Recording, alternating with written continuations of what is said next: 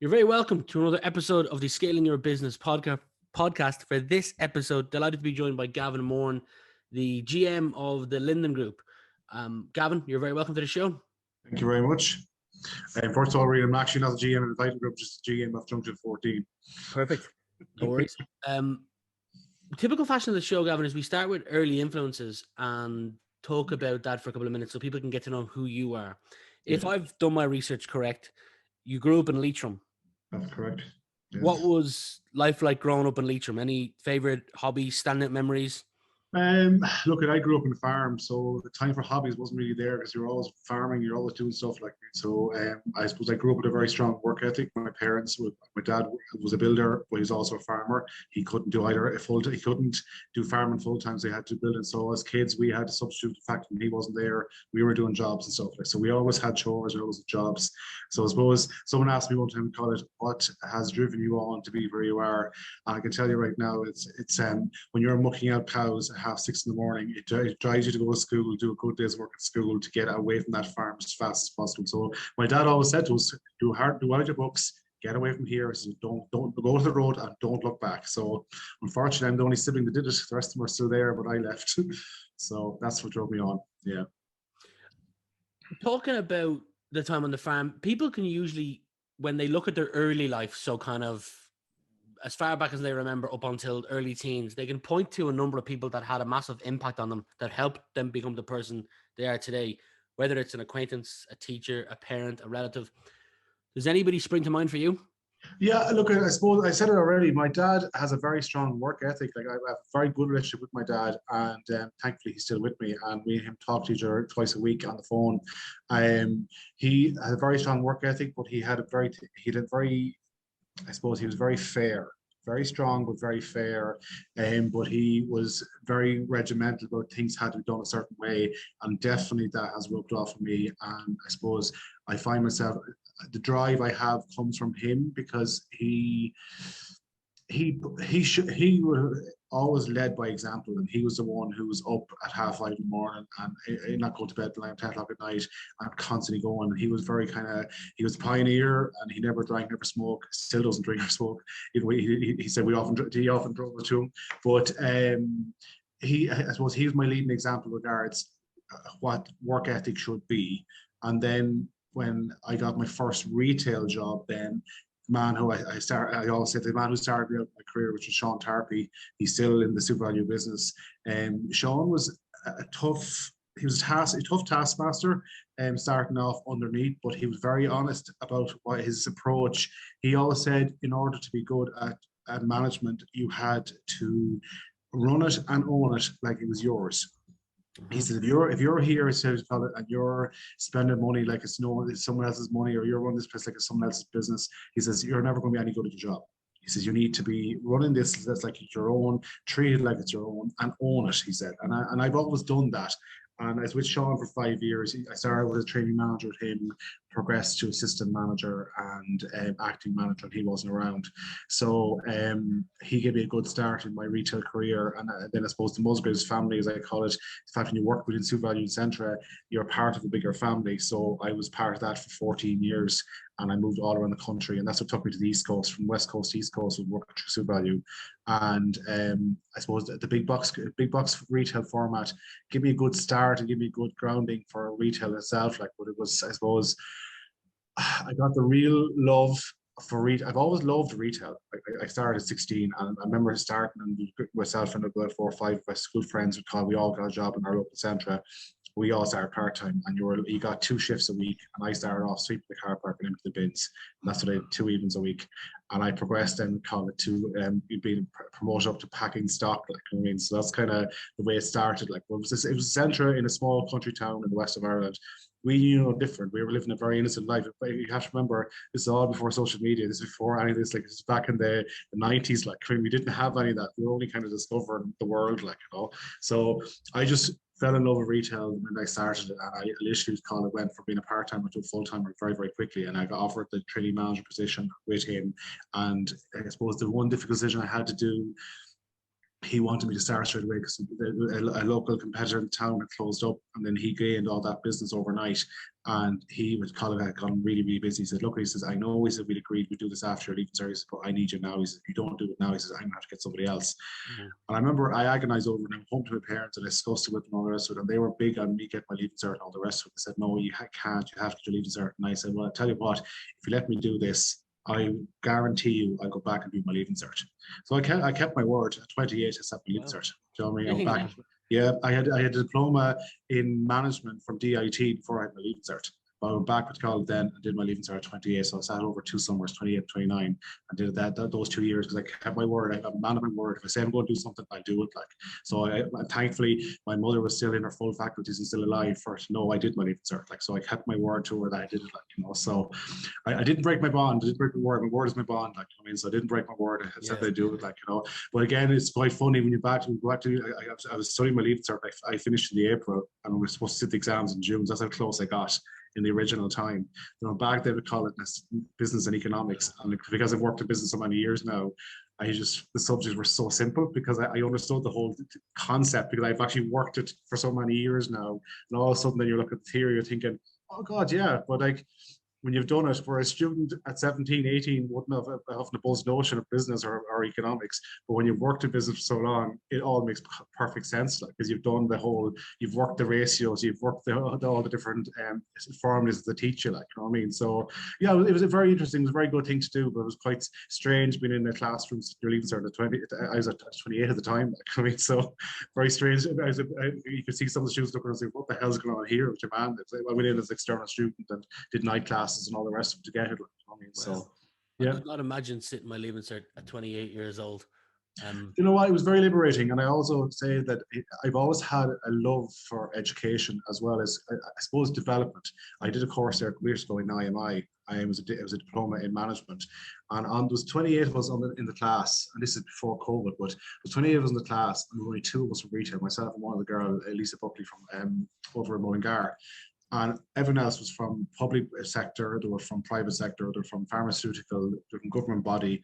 And we was the most diverse class you'll ever want to be in. But I said it to the directors here when I came back, I literally could feel my brain being pulled apart, my thought process of certain things being pulled apart and reformulate new ideas.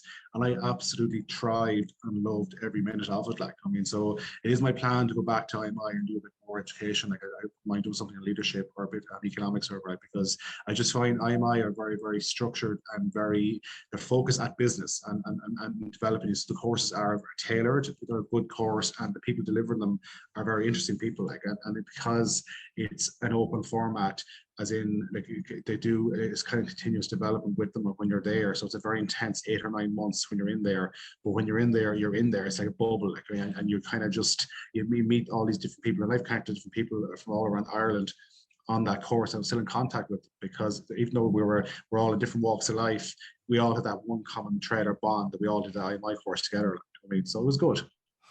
SuperValu. You spent some time in SuperValu, 12 years. Yes. Worked your way up to eventually being manager. Yes. So 2 questions I have for you here, or 3. How did you start there? Any lessons learned from your 12 years there, perhaps improving communication skills or planning or leading? And then what was the toughest part of being a manager? Yeah, 3 very good questions. I suppose the one thing that working in SuperValu taught me was standards. They're big on standards, and like, we would have your audits from your ROAs and all the rest of it. And from the time I started, like, Sean Tarpley was big on standards. Like, we were like, it was a centre in Ballinamore, then he bought the property next door, converted it to SuperValu. So that was my first taste of SuperValu. So we'd be in centre and then went to SuperValu, and I did that revamp with him. And I remember at the time, I absolutely loved.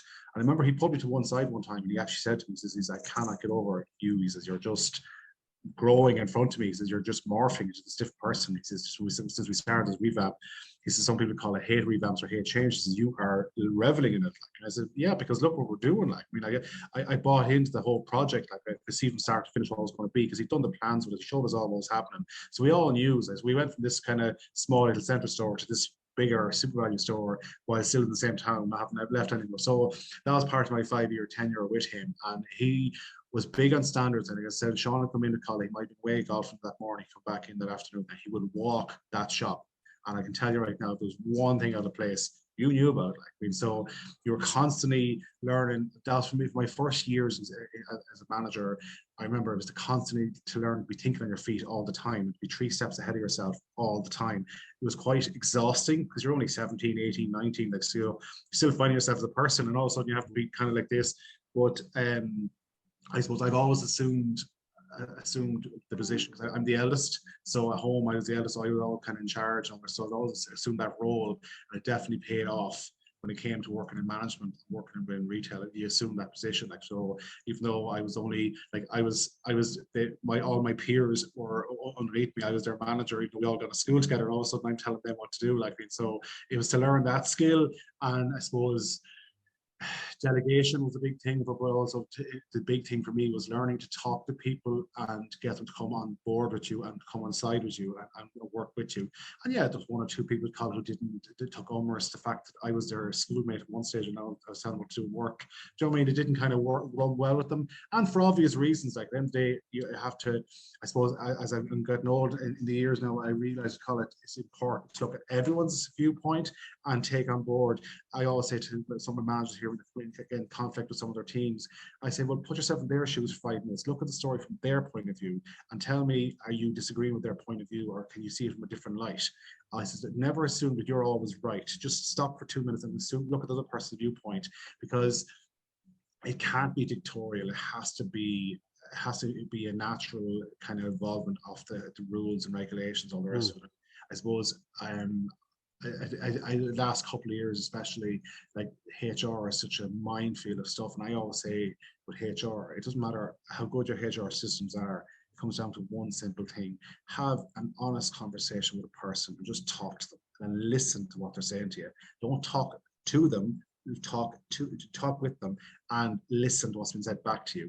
And there's nothing you can't work out. There's never anything can't be worked out. I mean, so I found over the last kind of, especially here, I'm here now 11 years in May. Like, in the last 11 years, I've really, because I've been the #1 for 11 years here, so I've been the one leading the rail. I mean, so I suppose I found in the first couple of years, because it was so manic, because we were growing, and you kind of, a bit like yourself, all the podcasts last year, I didn't have time to think because it was constant all the time, high adrenaline, high octane, go. And then all of a sudden, then when you get the time, then as I call it, in the down season in Junction 14, you kind of come into October, it starts to calm down and you actually start to breathe again. Like, I mean, then you're kind of thinking, okay, where are we going? What are we doing? I'm a firm believer you have to evaluate what you've done, see what you could have done better, and make sure the next time around you do better. And then also, I'm a firm believer as well, it's only a problem, it's only a mistake if you don't learn it. So if something goes wrong, okay, it went wrong, well, what can we do to stop this happening again? And I always say, Colin, if I come under a time of pressure or a time of kind of really intense going on, I say, okay, well, what caused this? What can I do to stop this happening again? Because I like working under pressure. I hate having to make decisions under intense pressure and sometimes think that was the wrong decision. And I hate making the wrong decision, if that makes sense. But it's only the wrong decision if you don't learn it. So Junction 14, more than your standard service station. I'm keen to unpack your role here, because businesses have got to attract customers. Your customers are traveling up and down the country. You've got brands inside like Chopped, Insomnia, Supermax, Subway, Supermax. Exactly. A lot of them, to me, would go underneath the bracket of a franchise. Yes. So I assume they take care of their own marketing. No, you take care. Sorry. So the model we operate is, and this is where I spent a lot of research and time working on the new look Junction 14, and we were trying to find brands. And it's funny, when you go looking at the marketplace, you see all these different brands, you go, wow, we're spoiled for choice here. We're trying to, but then you start really looking. There's very few franchise models. Like a lot of the brands, they don't do franchising. They just don't do it. So I was really surprised at how quickly my choice was limited and was really narrowed down. So Yes, it's a franchise model, and we operate all the franchise, and that's how Junction 14 has always been the success it is, because everyone here together is on the one team. We all work for Lanigan Group, and we all work together. And especially during COVID and different things, we've done an awful lot of cross training and all the rest, so people can move across different departments and help each other out. Because at the end of the day, it's not a customer's fault that we've got a wave of Omicron. We've got 40 staff out. The customer doesn't need to know that. The customer needs to know that they come in here, they're going to get their coffee, they're going to get their burrito, they're going to get their snack box or whatever it is. So it's our job, my job, my team's job to make sure that we keep the level of service up and we keep the standards up, and that the customer experience is never in hampered, I suppose. We have, I suppose, we make all our decisions. We base it all around the customer. So what does the customer see? What is the customer experience? And one of my colleagues from one of our other, he managed one of the sites, and he was in here one day, and he just said, Gavin, the place is fantastic. Like, and I looked at him, what do you mean? And he says, look at this, look at that. And he says, no, I got this wrong, I got that wrong. I know all, but he says, your customer doesn't know any of those. He says, you know all those problems, you know all those things that are going on in the background. He says, but your customer walking through here, I'm walking through as a customer. He says, and I don't see any of those things that you're talking right now. It's good. It says, and that means we're doing our job properly, because the customer experience should never be hampered by us being short-staffed, whatever. And then, as I always say to the teams, if we are experiencing long delay times or queue times, apologize the minute you say, I think I'm really sorry to keep you waiting, how can I help? Like, so that customers acknowledge that they were standing longer than should have been in a queue, like, you know. It's fantastic. I've stopped there numerous times, and I've always had a great experience. In fact, I like stopping there. I make it instead of stopping at another station, I'll drive the extra 30 kilometers so I can stop at Junction 14. What's the favorite part of your job? The favorite part of my job, I suppose, I love working with people, and I love working with the brands that we have here. And every brand that we take on, I make sure that we excel their standards to the best. Like, so I always understand. I learned the brand. I remember when I started here in 2011. I'd never worked at fast food. So I was like, okay, Supermax for me was completely different. And I said, okay, I need to learn this. I need to understand this. So the area manager's time with Supermax, I spent a good bit of time. And for Supermax, when they opened you up as a franchise, they spent a lot of time with you, supporting you and getting you going. So when he was here, I said to him, I said, Paul, you need to help me here. I need to learn this. I said, I need to know what does a good burger look like. I need to know what standards are. I said, I need to know what am I looking for. I said, if there's a problem on a day, I need to know what I'm looking for. And he said, fine. And he actually said to me after, he says, the fact that you came to me, he says, I wasn't chasing you, you came to me, he says, and you said you want to do this. He said, I knew straight away I was on to winner, because he said, I knew you were going to listen and learn and take it off, which I did. And I suppose every day then every morning I come to work, I'd be in back of house, because I'm a firm believer, and I learned this from SuperValu to everywhere I've worked. If back of house is right, front of house will be right. So if your storerooms are all neat and tidy, your cold rooms are all neat and tidy, stock rotation is happening, everything's clean and tidy, if that is all happening back of house, then front of house will always be right. Where if you've got a shoddy, messy back of house, then front of house is going to be the same. Undoubtedly, because it sets the standard, it sets the thing from the very minute. So my standards are in my back gate, and they work the whole way through. So my yards are neat and tidy, power washed, everything's in its place, everything has its place. Everyone knows what their job is, everyone knows what they have to do. And I've got a few key pivotal people like goods inwards and duty manager. They are the ones who interact with everybody. So they need to make sure they're on their A game all the time.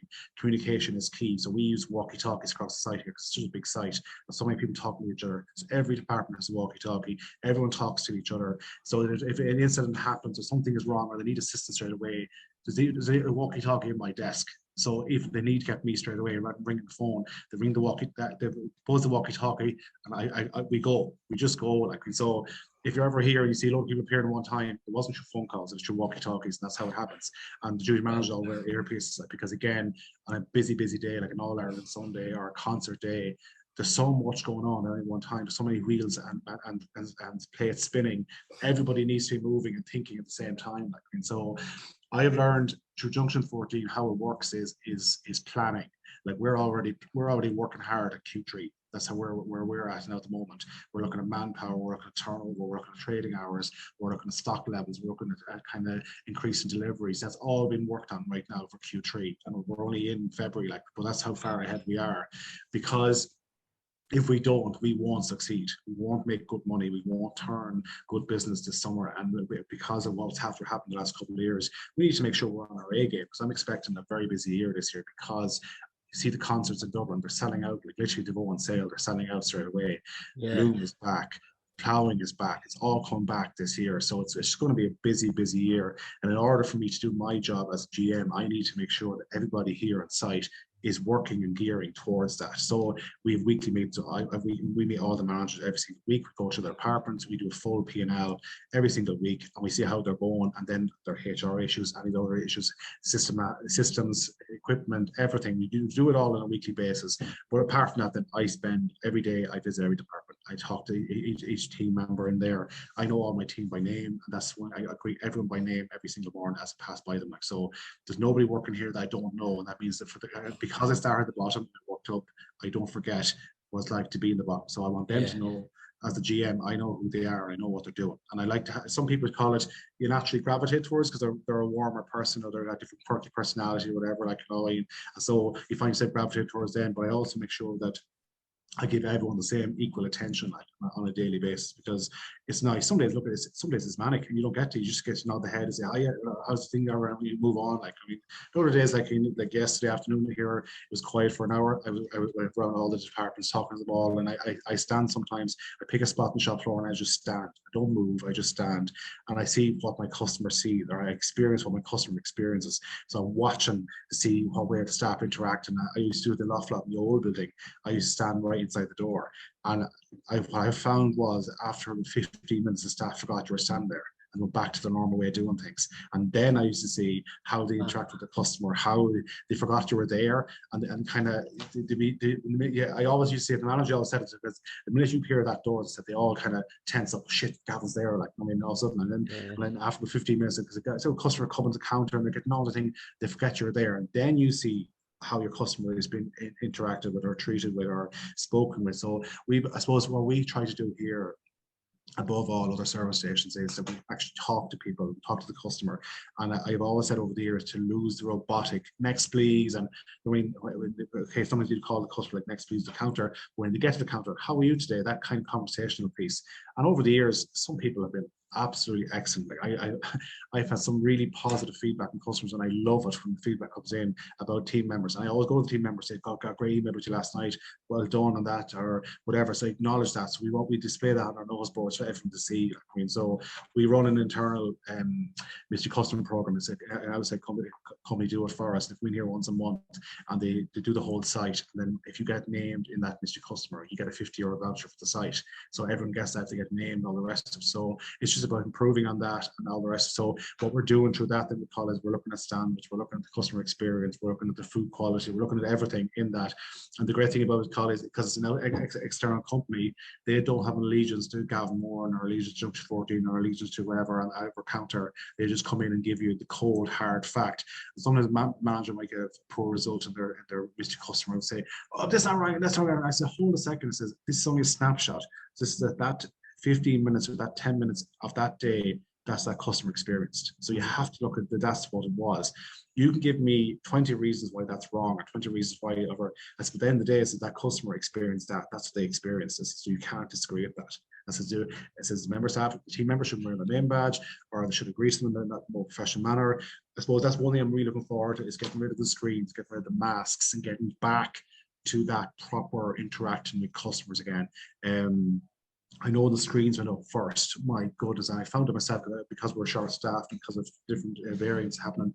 I'm back to, as they call, basics. I was back until serving customer myself, and I can tell you right now, when you're on a till trying to serve a customer, there's a screen.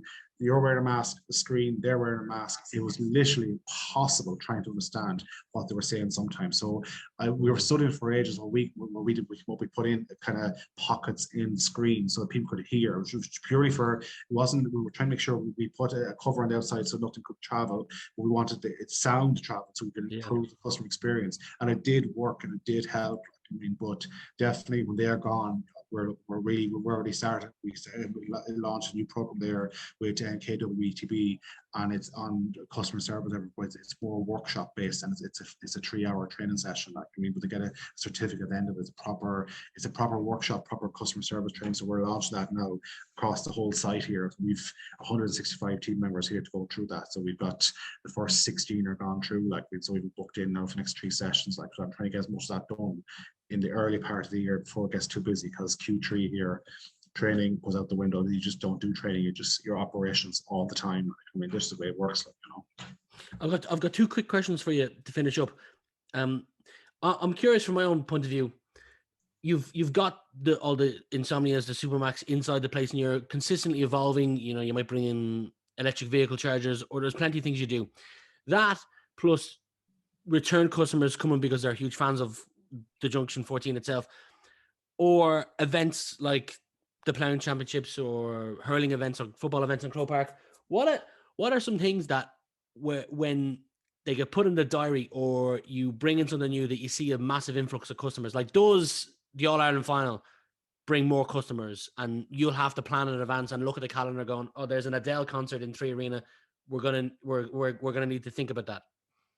Yeah, that's a very good question. I suppose, look, our marketing team, we have an events board. It's in main office, and it's in one of the office downstairs. So on that whiteboard, all events are written up on that by week, by day, and all that. So when the manager's sitting down and doing the roster, they're looking at that, okay, this is on.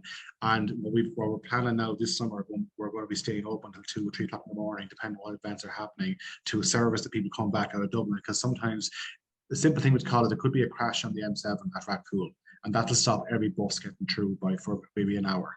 And also then call it that crash gets cleared, or whatever thing gets cleared, and boom, all the buses are coming at the same time, and then you've got bus after bus after bus coming in. So those buses and that intensity of people coming on site at any one time puts massive pressure on the organisation, massive pressure on how you do and what you do in regards the internal structure of the workings of the building. So to answer your question, Rian, All Ireland depends on the counties. It depends on the counties. It depends on who's playing. Like, I mean, so for argument's sake, Kerry only really travel for an All Ireland final. They don't travel before that. Where Tipperary are diehards. The minute they're in Crow Park, everybody Tipperary leaves Tipperary and comes to Dublin. Like, so they come through. So if we see Tipperary, or I remember the year Clare were in it, my goodness, I don't think there's anybody left in the county of Clare. I think they just closed the doors and left the county, because literally all of Clare kept through here, and then they went to a replay, and they did a replay again in 2 weeks' time. And we had that back that time to call. That was the first time we actually, the first match they played Limerick earlier, and we literally, the site got swamped. We never had 2 counties at the same time coming through. And then for the next time around, we called them, we opened, there's a field across the road. We put all the staff cars in the field to create more room for customers to park in the staff car park. And then we started split shifts. So literally we did a breakfast shift and an evening shift. So everyone came in, did breakfast, went home, came back in the afternoon time, and they did the evening shift then when they get back, because we just wanted to have enough. You couldn't have had those sort of days. You can't have enough manpower ever on the site, but you can't hire people just for 1 day or 2, 3 days. So you just work with the teams you have. And in fairness, the teams, they all say, okay, we'll do it.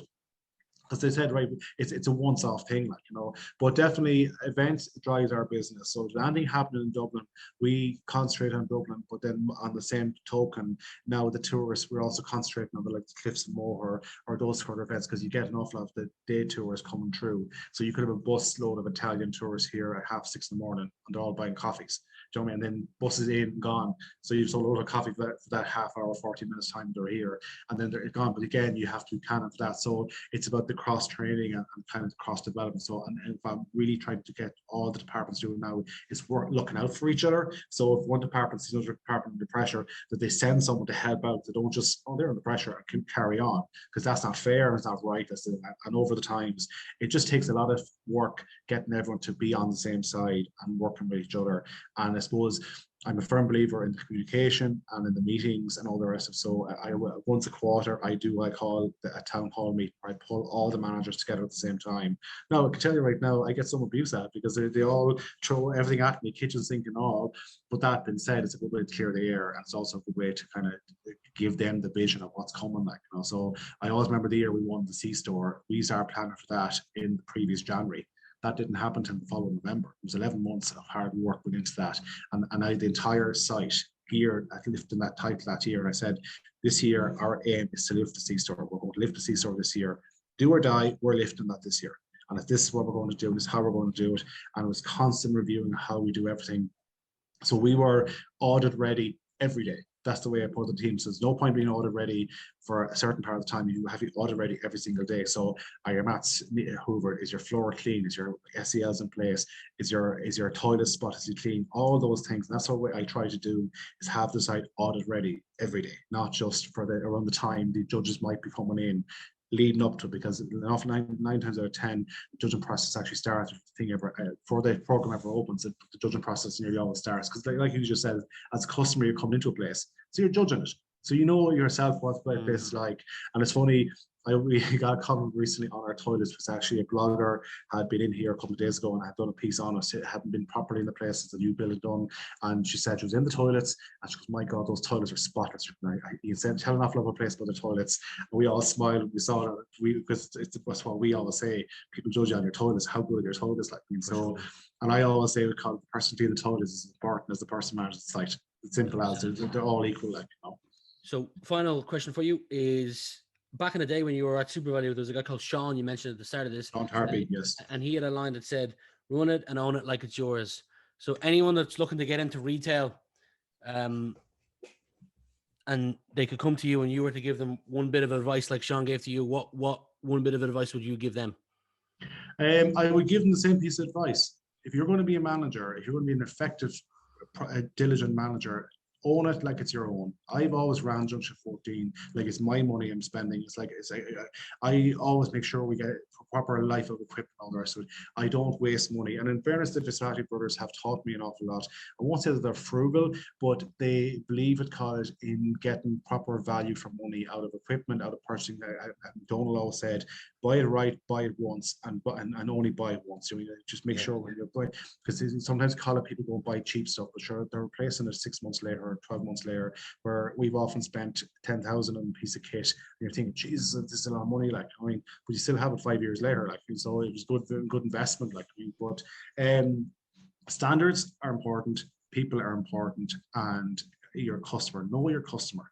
Know what the customer's about. Know what the customer wants. Listen to the customer. And something I do, LinkedIn, I find LinkedIn absolutely brilliant. I think it's the best platform out there, because I can travel all around Ireland or all over the world and never leave my office. I can see what's happening, new trends coming, new ideas, new concepts. Like, I'm dying to go up to Clonskee to see the new fictional store. It's the first one of its kind in Ireland. There's 5 in London. There's one in Dublin. Now I want to go see it. I want to experience that and see what does that look like? What does that feel like for the customer? Because I'm a firm believer there's still that human contact is always going to be required with the Irish people. Sure. I think there's definitely certain parts I can see 100% it works for business people or people on the move that don't have their kind of cash rich time poor. That'll always work for them. But for the people who are out and about on a daily basis, that human interaction is always going to be needed, always going to be required. So I think, yes, robots will replace us in certain things, but in certain jobs, they will not replace us in, because people love people and they're attracted to people. And I feed off energy off the people I work with. They feed off my energy. It's a way, that's the way how things happen. Like, but I love interacting with customers. I love nothing more than meeting customers on the shop floor and having the thing with them. And one thing about over the years, I've learned an awful lot of names of a lot of customers, because even though we're a motorway service area and even though people are all passing through, it's the same people passing through all the time. There's a few business developers that are building big housing developments up in Dublin, and I know them by name. They come in here for their coffee and we have a chat for 5 or 10 minutes. We swap war stories, as we call it, and then on they go on their day. And that's the way it's gone. Like, and I love to see them coming, because I know I'm going to have 5 minutes of good honest conversation and on they go. And that's the way it's been. And I've got to know my people from different walks of life come through here. And the staff, I always laugh because they always get awe of famous people. Like, and you name it, like Dermot Bannon was here this morning at college. Obviously, he's out filming the current season. And one of the girls, I love Dermot Bannon. So, yeah, Room to Prove's back on Sunday. That's why he's back in here. And you just say he had him back to filming again, because he's in here the last couple of mornings getting breakfast. He's only ever in here when he's on the move, I says, yeah, I know that. Like, so that's the kind of thing. So there, everyone comes through here and everyone's treated the same. As Dermot Bannon is no different to Mrs. Blogs or Mary Jo, they're all the same. Like, so we're all the same. Gavin, it's been a pleasure having you on the podcast, spending the last 35 minutes or so chatting with you. I wish you continued success. Thank you. And you too, Rian.